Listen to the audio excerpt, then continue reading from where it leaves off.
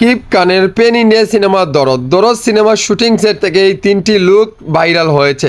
আমার কথা হচ্ছে শাকিব খান এমনকি সোনাল জোহানের তিনটি লুক সেম, লোকেশন চেঞ্জ। এখানে কি এমন লুকিয়ে আছে?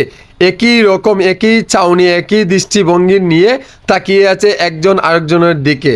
আমার কথা হচ্ছে এই দরদ সিনেমাতে কি এমন লুকিয়ে আছে, কি এমন অজানা তত্ত্ব লুকিয়ে আছে, আমরা এই সিনেমাটি দেখলে বলতে পারবো না ওয়াও এটা কি শাকিব খান? হ্যাঁ ভাই, এটাই শাকিব খান।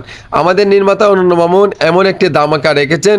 শাকিব খান কখন এই বড় বড় চুল, বড় বড় গোঁফ, কখনো সরল, কখনো রক্তমাখা হাত, এই রকম কখনো ট্যাক্সি চালক দুলুমিয়া, এই যে শাকিব খানের ক্যাটাগরি, এমনকি এই দরদ সিনেমাতে চরিত্র শাকিব খানের ভিন্ন টাইপের।